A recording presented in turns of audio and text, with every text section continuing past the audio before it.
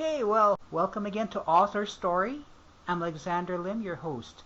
For this week's inspiring author, I'm pleased to introduce to you Dr. Jalaja Bonheim, whose latest book is The Sacred Ego, Making Peace with Ourselves and the World. And I would also like to acknowledge that there's a bit of some downpour right here right now, so you may occasionally hear the rolling sound of thunder. So just to let you know. So, Jalaja, welcome to AuthorStory. Good to have you with us.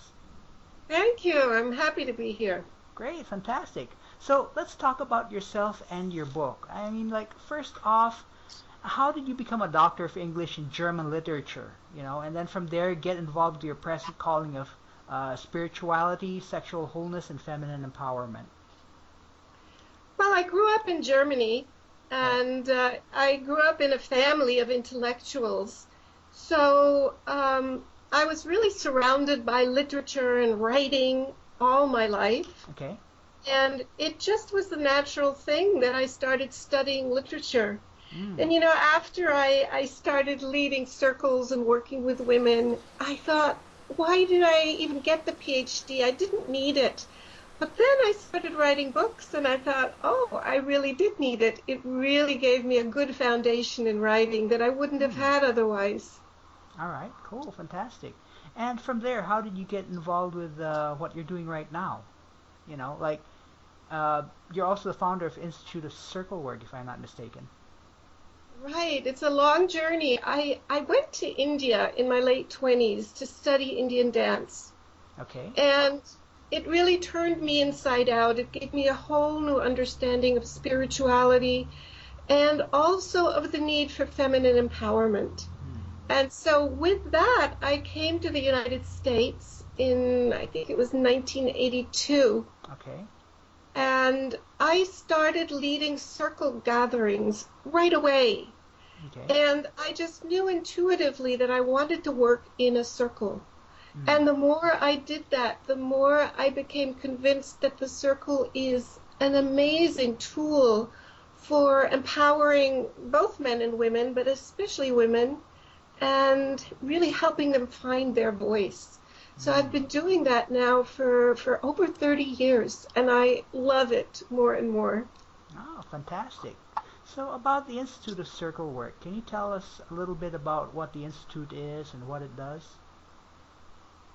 Yeah, we are very committed to bringing this healing work to people around the world, and many of these people could not otherwise afford it. I work, for example, in the West Bank, where I do circles for Palestinian women.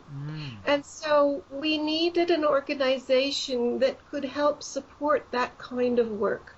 And even here in the United States, many of the women who come to the circle work training could not afford to do so, and they need financial support. And so more and more women started saying, we want to help other women experience this. As they experienced the healing power of this work, they wanted to share it with others. And so in that way, the Institute for Circle Work evolved as a vehicle to support this work around the world. Okay, all right. Now, you mentioned circles as a technique. Is this a particular technique you use, or is this the concept? What's a circle all about? It is a particular method that I developed and that I teach others to use as well. These days, a lot of people are gathering in circles. Whenever you see a group of activists or social, very naturally, we sit in a circle because a circle is a non-hierarchical form. It's a place where everyone is visible, everyone has an equal voice. Right. But the way that I use circles is it's as a spiritual practice, an educational practice, a healing practice. It is very much focused on helping people open their heart.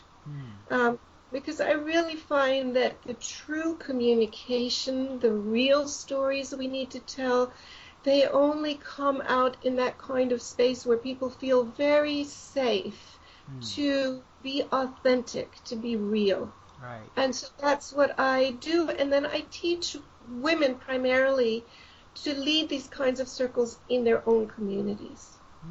Okay, okay, I got that. So it's sort of like spreading the word, spreading the techniques through by spreading it throughout the community. Yes, exactly. Oh, Hmm. all right, cool, I got that. So the book, The Sacred Ego. What's the book about? Can you tell us a little more about it? Well, I grew up in, as I mentioned, in Germany, and I am the daughter of two Jewish survivors. Oh, And okay. so from a very young age, I was really interested in this question of where does violence come from? Where Mm-hmm. does warfare come from? Mm. And I studied a lot of Western psychological traditions and spiritual traditions. And then in the course of leading all these circles, I realized that our ego has both a personal side and a collective side, Okay. because our ego has been evolving for hundreds of thousands of years. And I realized that the problems that are causing all this conflict and violence today are not sourced in the personal ego, they are sourced in the collective ego. Mm. And we have very little understanding of what the collective ego is, how it functions, and yet it's the source of all our problems. Right. So I really wrote this book because I wanted to share those insights that I have gained over the years in working with the collective ego, especially in the groups that I do in the Middle East, where I'm bringing Jews and Palestinians together. Right. And it just became very clear to me that we need to develop more skillful ways and deeper understanding of what the ego really is. Mm-hmm. And I also work a lot with spiritual seekers, and many of them were taught that the ego was a bad thing. Right. You were supposed to be egoless. You were supposed to get rid of your ego.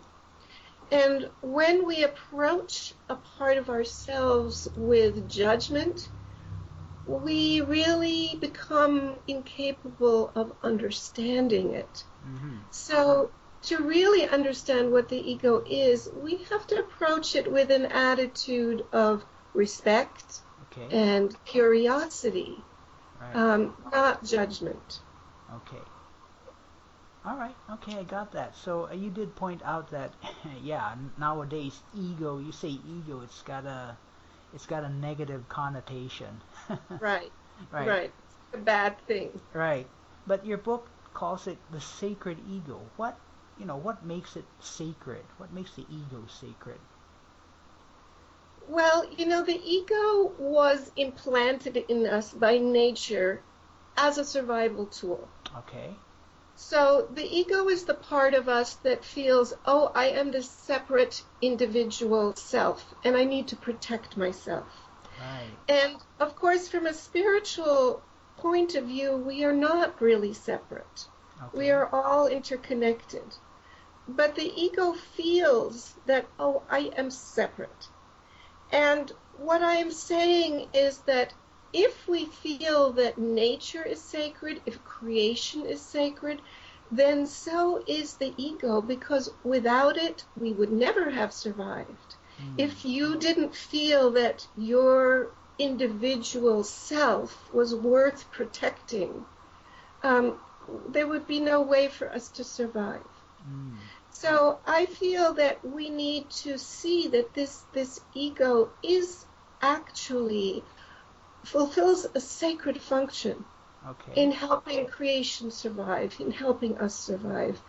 And it is also in need of healing, it is in need of transformation, because a lot of the ways in which our ego has been conditioned by our past, our collective past, Right. it's just not working anymore. Mm-hmm.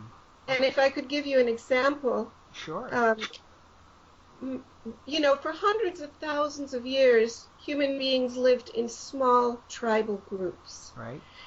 And when you lived in that setting, it made perfect sense to divide people into us and them. Mm-hmm. So that habit is very deeply ingrained in us.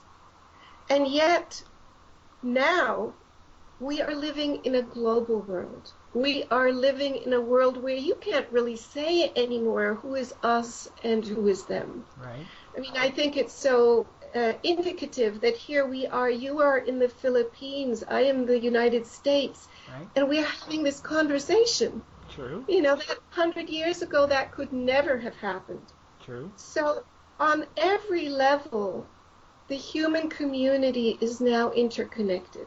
Right. And the problems that we're facing, we're only going to solve them as a global community. Right. So now, all of a sudden, this us versus them thinking is really backfiring. It is undermining us. It is causing all kinds of conflicts, wars around the planet. And we need to understand it and begin to transform it. Right. Okay. Got that. Got that. Definitely a different way of looking. Definitely a different way of looking at the ego. Yeah. Okay. In your book, you mentioned three kinds of ego. There's the heart-centered ego. There's the tribal ego, and there's the modern ego. What distinguishes and differentiates the three different types of egos? Yeah, so I spoke a little bit about the tribal ego. The tribal ego is the part of us that says, I am who I am because of the tribe that I belong to. Okay. And that tribe could be my religion, it could be my political beliefs, my race, my nationality, all these things. That's part of the tribal ego. Right. Then the second is not so much the heart-centered. The heart-centered ego is actually the healed ego. When the ego is healthy, it operates in service of the heart. Okay. But the second ego is what I call the control-addicted ego. Okay. And we really are living in a society that idolizes control. We're supposed to have control over nature, over other people, over ourselves.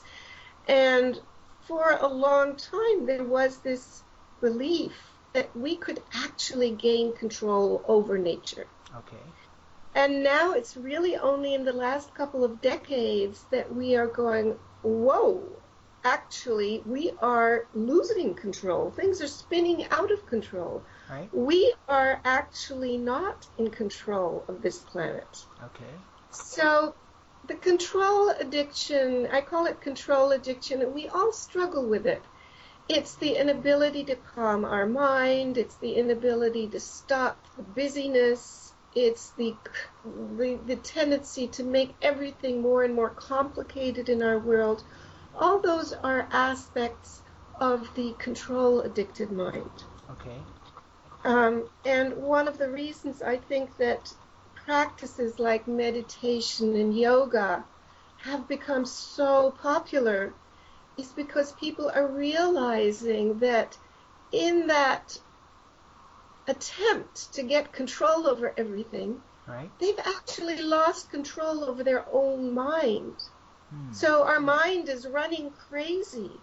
Okay. And people are taking more and more drugs, more and more painkillers, all Right. these things, because our mind is unable to settle into a peaceful state. Right. Okay. Now, the third aspect of the ego is just emerging. And I mentioned that we have entered into a place in human history which has never existed before, Right. where we really are beginning to identify as planetary citizens. Right. More people will tell you that, yes, I have this nationality, I have this religion, whatever, but I understand that I am a citizen of planet Earth. Right. And so out of that realization that we will only survive if we identify as members of a planetary community, this whole new ego, this whole new sense of identity and self that I call the planetary ego, Right. is being birthed.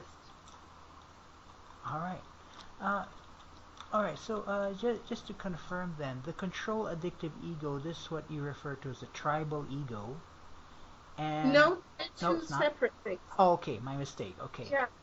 Well, they relate to really two historical phases in human evolution.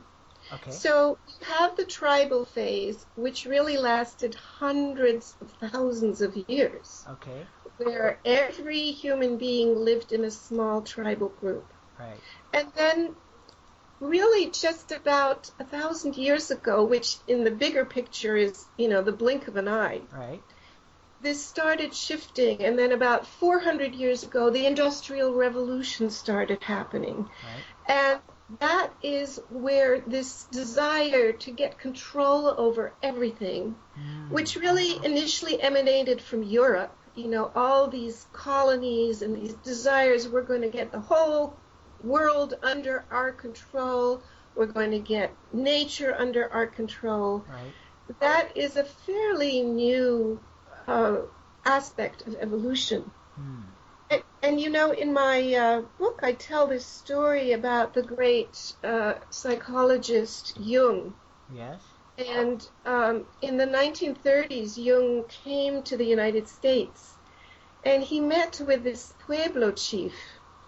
And the Pueblo chief said to Jung, we think the white people are completely insane.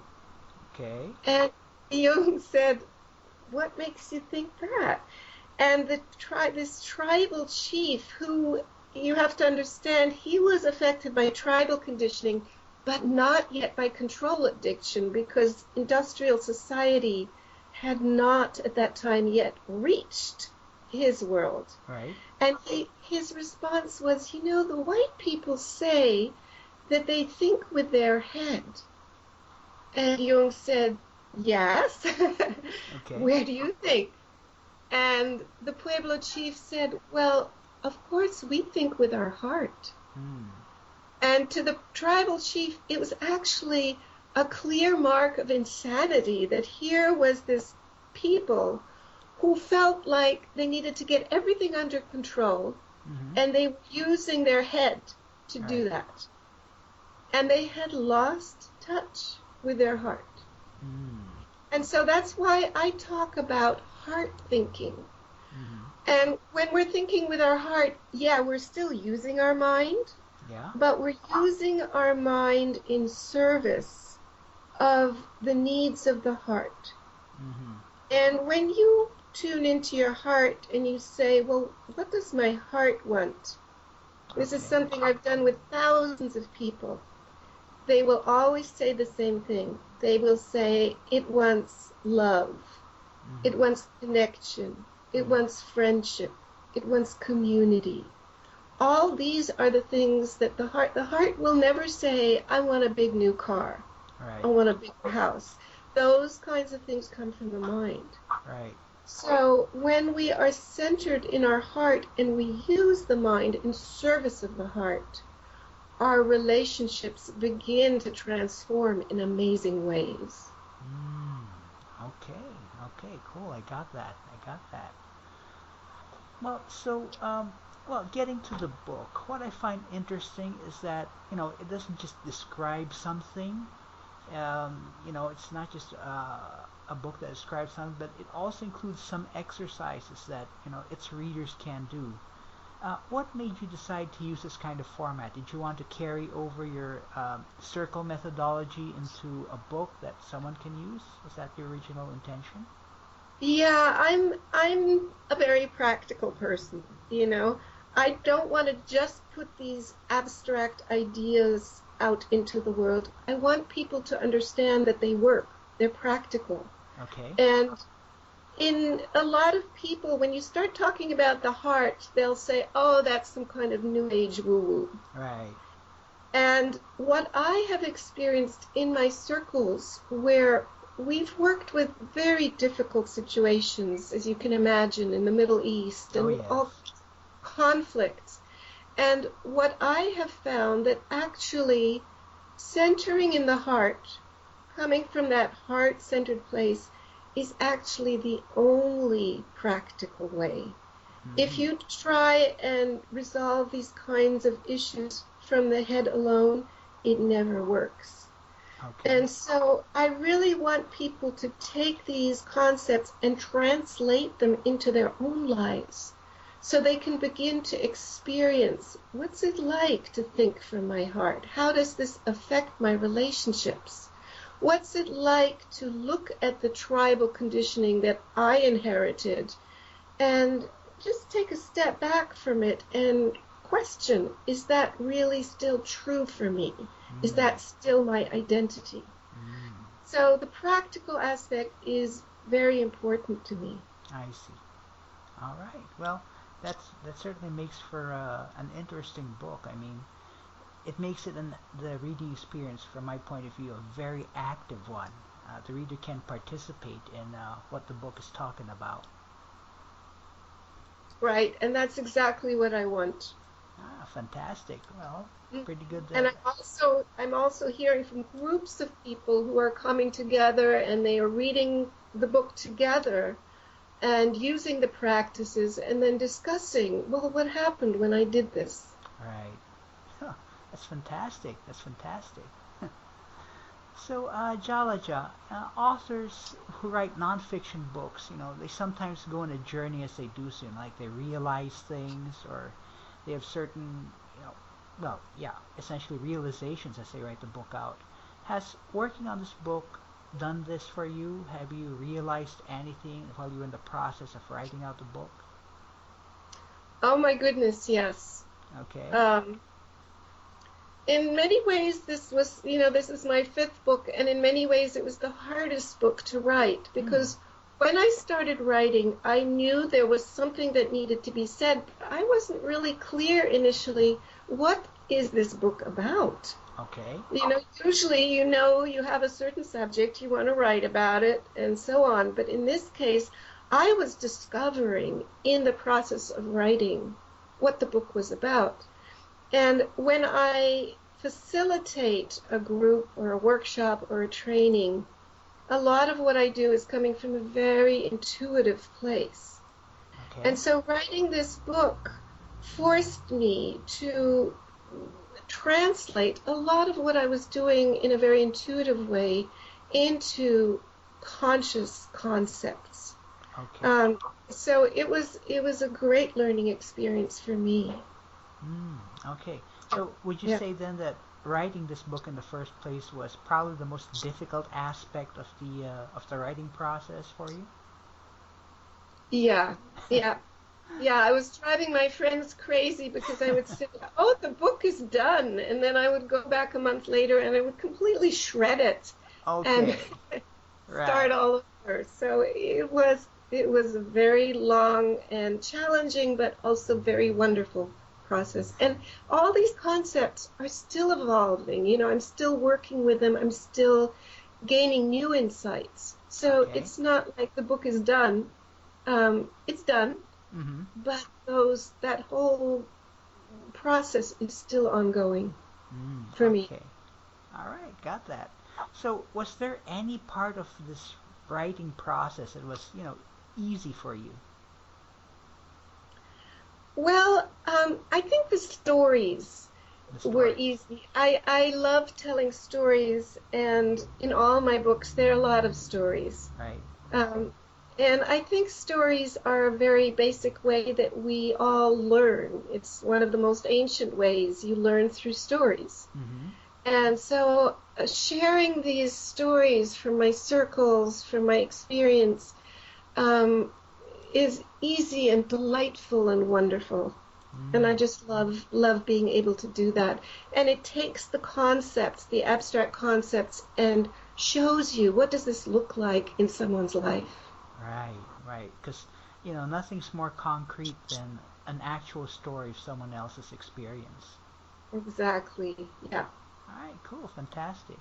So, what is, with regards to your platform, with regards to your, getting to the heart, understand the ego, what's your ultimate vision for your platform and maybe the book as well? In other words, what would you like to have happen at the end of all this? I would like this book to get into the hands of thought leaders, people who are out there really making a difference in the world. Okay. people who are committed to peace, transformation, and who can really benefit from these concepts. Hmm.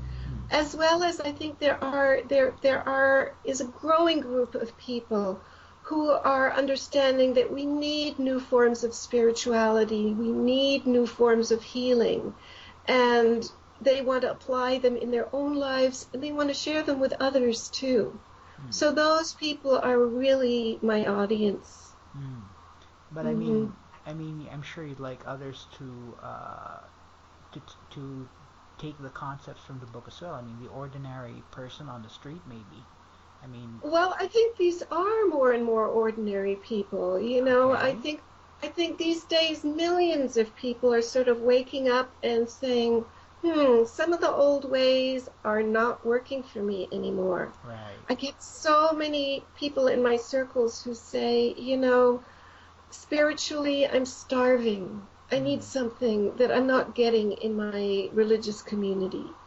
Hmm. Um, or people who are saying, I want to understand why our world is so crazy. Right. Every day I open I look at the news and I don't get it. Why are we destroying ourselves? Right. And so this book is really designed to help people understand and make sense of that. Okay, I got that. Fantastic. So, is there anything else? Moving on. Is there anything else, other stories or topics that you may be interested in exploring as an author sometime in the future? Oh my goodness, there's so many books that I would love to write. Okay. I certainly would like to write a book about circle work Okay. because it's such a potent experience, and I think it's such a useful tool for people. Uh-huh. And a lot of people are leading circles without really having the skill and the knowledge. And Ah, that is why I lead these trainings. A lot of whether they're ministers or social, they're expected to lead circles, and they don't really know how. all right. And so I definitely want to write a book about that. Okay. Hmm. All right, Hmm. cool. Fantastic. Okay, so Jalaja, in the last few minutes, I'd just like to ask you a few questions that might give, our listeners a bit more insight into who you presently are. Would this be okay? Absolutely. Cool, fantastic. Okay, so my first question is, what activity do you like the best? Um, I love to dance. Dance, okay. I really love to dance. In my circles, we do a lot of dancing because Okay. I find, I talked about heart thinking. I find that it's a great way of getting out of our heads and into our bodies. Hmm. And for me, it's the best therapy. If I can dance for an hour, I feel great afterwards. So that's one of the things. There are many things, but that's the first thing That's that really came like to mind. the best. Yeah, it's certainly right up there. All right, fantastic. Okay, so my second question is the inverse of the first one. What activity do you like the least? Well, I gotta say, doing my taxes. Ah, okay, yeah, well, okay. All I right, mean, yeah. and it goes beyond that. I do feel like our world is getting more and more complicated, and there is more and more bureaucracy and paperwork. And I really feel it's important that we keep our life simple and spacious and not get too caught up in all that complicated head-based stuff. Right. Okay, I got that. So my third question is, given the limitless range of human experiences, which experience or activity which you have not experienced or done before would you like to experience or do sometime in the future? Hmm. Well, I'm starting to explore the internet more and the Okay. possibilities of creating circles and global community on the internet because I do work Ah, with women from all over. We've had women from Kenya, Australia, right. Israel, India, and so I would really love to experience that same sense of love and connectedness that we have in our physical circles with a huge group of people online, Hmm. people all over the world. Yeah, I mean, just imagine, I mean, being in a circle with like a million people all at the same time. That's Oh, definitely something right there. that would be the best. That would be great. Yeah, certainly. So, before I close, are there any last words of wisdom you'd like to share to inspire our listeners? Well, I'd really like you to consider coming to one of my circles, and I'm actually next month doing a circle that is open to men as well as women. Okay. That's at the Omega Institute Mm-hmm. in the Hudson River Valley, New York. Um, and I just really hope that people will begin to ask those deeper questions about how can I contribute to making this world a more peaceful place? Because so often we fall into this place of resignation. Well, I'm so small. There's nothing I can do. It's hopeless. Right. And I feel that it is not hopeless, and that each one of us has something very unique to contribute, that only we can contribute. And so I would like to encourage every listener to really look at what is my gift and how can I give it fully and completely and with joy. All right, got that. So, is there a website where our listeners can check out this upcoming event?